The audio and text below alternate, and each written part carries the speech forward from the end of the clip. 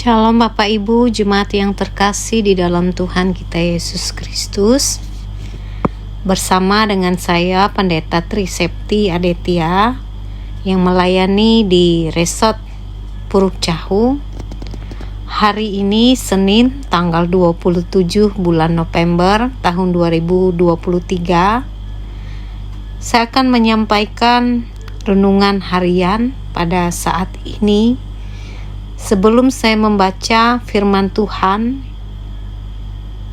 dalam Ester pasal 2 ayat yang pertama hingga ayat yang ke-18, mari kita berdoa.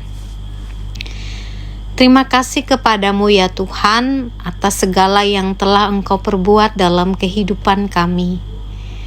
Pada saat ini kami boleh kembali mendengarkan renungan harian bersama. Apa yang kami dengar dan apa yang akan kami lakukan, kami percaya semuanya akan dituntun, disertai sesuai dengan kebenaran firman Tuhan.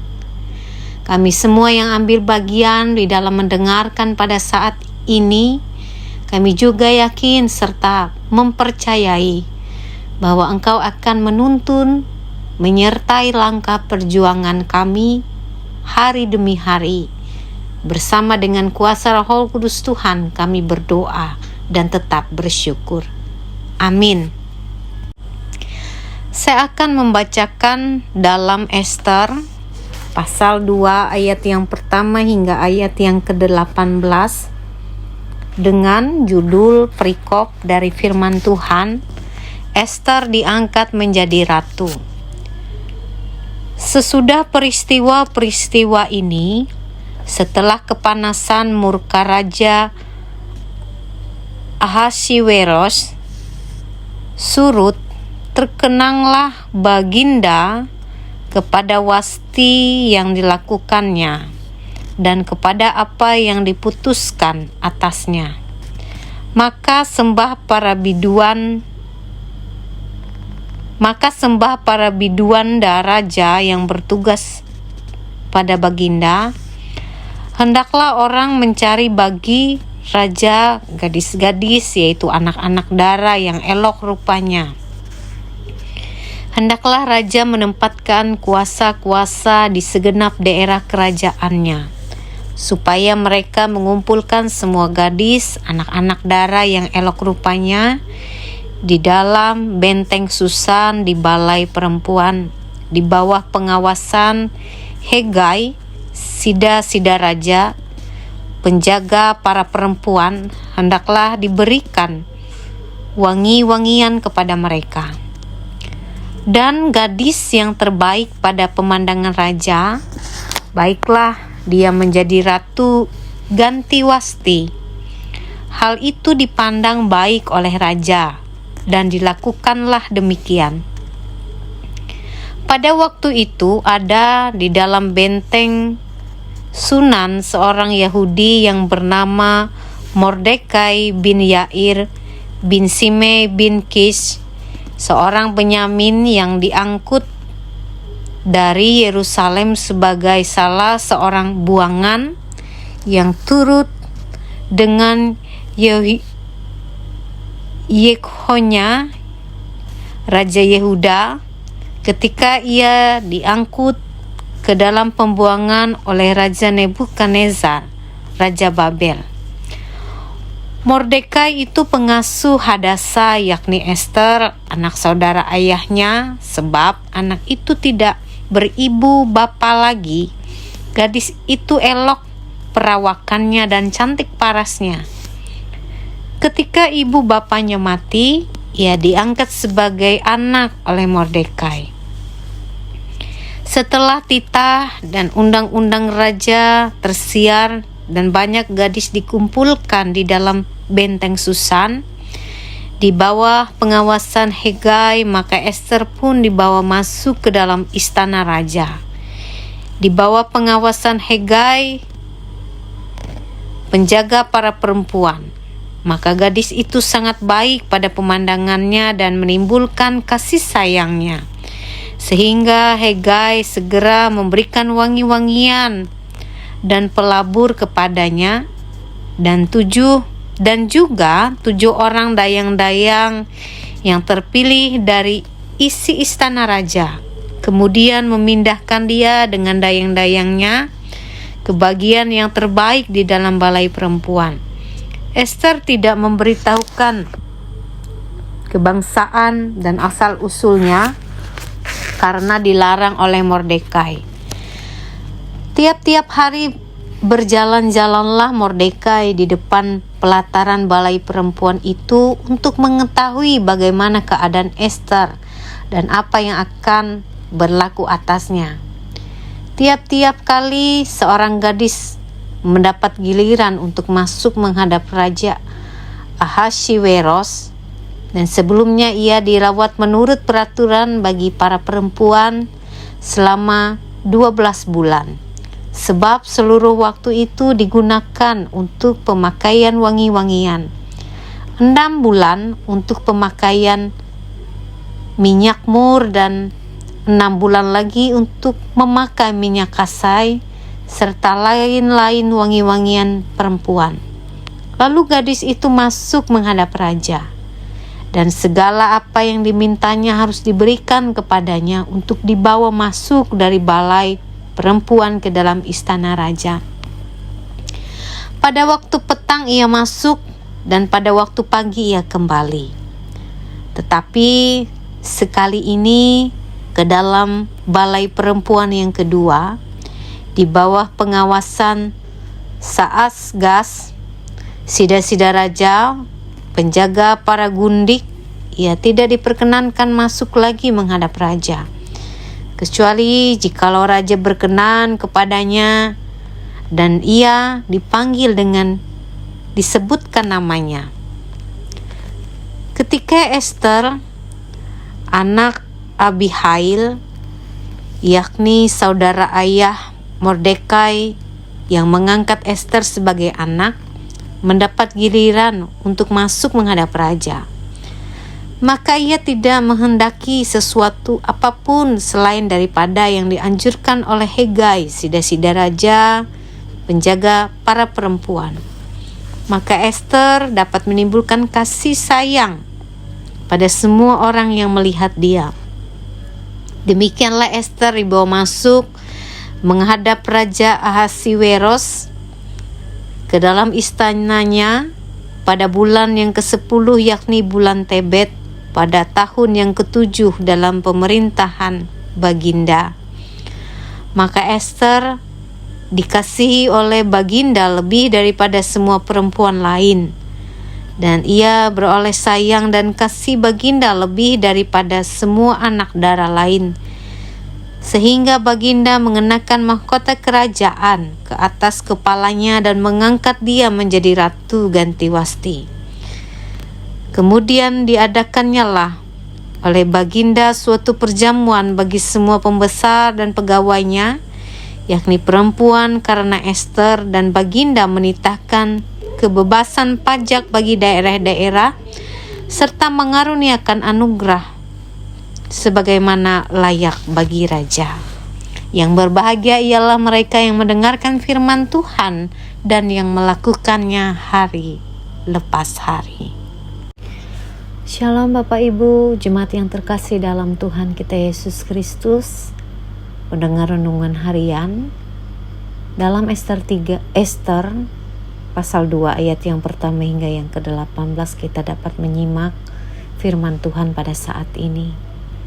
Bapak Ibu jemaat yang diberkati Tuhan, tentu kita tidak asing lagi dengan nama Ester yang ada di dalam Alkitab. Ester adalah seorang Yahudi yang tinggal di Persia. Pada saat itu orang tuanya telah meninggal, jadi Mordekai merawatnya. Ester juga adalah gadis yang elok perawakannya dan cantik parasnya. Ia disukai oleh banyak orang, dan dalam Alkitab juga mengatakan setiap orang yang menjumpainya menaruh kasih, mulai dari Hegai, kepala rumah tangga istana, sampai pada raja yang mencari ratu pada ayat 8 hingga ayat yang ke-17a. Nah, oleh karena itu Bapak Ibu, dari kisah hidup perjalanan Ester, yang mana ia adalah gadis yatim piatu, bangsa Yahudi yang menjadi bangsa buangan. Ester kemudian akhirnya terpilih menjadi ratu. Pertama, Ester memiliki hati dan juga kepribadian yang baik. Ester mengikuti setiap proses persiapan dengan serius. Ketika Ester sudah terpilih menjadi salah satu kandidat, Ester juga memiliki penguasaan diri, memiliki dampak positif bagi orang lain ketika ia terpilih menjadi ratu. Dan dikatakan dalam firman Tuhan banyak orang yang menaruh kasih kepadanya. Diceritakan Bapak Ibu jemaat pendengar renungan harian, Ester seorang yang tunduk kepada otoritas. Ia mengikuti setiap nasihat Mordekai dan juga saran dari Hegai. Dalam hal itulah Ester berbeda dengan yang lain, terutama Wasti. Apa yang dilakukan Ester dalam menjalani kehidupannya dapat kita lakukan dalam hidup ini. Ester terpilih menjadi ratu juga tidak terlepas dari campur tangan Allah. Posisi Ester sebagai ratu berperan penting dalam kelangsungan kehidupan bangsa Yahudi. Tentu saja bukan semata-mata karena kuasa yang Ester miliki, melainkan dikatakan karena tangan Allah bekerja begitu luar biasa indah dalam menggenapi rencananya atas umatnya. Belajar dari Ester banyak hal yang tentu kita dapat dengan memiliki sikap yang rendah hati bagi banyak orang. Berbagai peristiwa dalam hidup Ester merupakan juga ada Allah yang menyertai, dan juga ia memiliki dampak bagi banyak orang. Bapak Ibu jemaat pendengar renungan harian yang terkasih, banyak peristiwa kehidupan yang tentu telah kita lewati dan juga akan kita jalani ke depan. Baik suka dan duka yang kita alami tentu tidak terlepas, semua tetap dalam penyertaan Tuhan. Kita pun bersyukur diciptakan dengan berbeda, baik bakat maupun karunia. Dan tentu kalau kita mengingat setiap peristiwa yang kita alami sampai saat ini, adakah pimpinan Allah dalam setiap langkah perjuangan kita? Yang pasti kita pahami dimanapun Allah menempatkan kita, dimanapun Allah mempercayakan kita, sesungguhnya Ia pun mempercayakan peran setiap kita yang juga berpengaruh bagi kehidupan orang lain. Seberapa besar keterlibatan Tuhan dalam hidup kita, maka sebesar itu juga dikatakan kebergantungan kita kepada Sang Pemilik kehidupan. Jadilah Ester masa kini yang tetap rendah hati, memiliki penguasaan diri, dan juga memiliki dampak positif bagi banyak orang. Tuhan Yesus memberkati. Mari kita berdoa kepada Tuhan. Kami bersyukur kepadamu ya Tuhan, atas setiap napas hidup yang telah Engkau beri dan percayakan bagi masing-masing kami semua. Terima kasih karena perjalanan kehidupan kami sampai pada saat ini tetap Engkau pimpin dan pelihara. Kami menikmati setiap proses di dalam hidup ini dengan baik, dengan peran kami masing-masing yang tentu akan berdampak positif bagi banyak orang.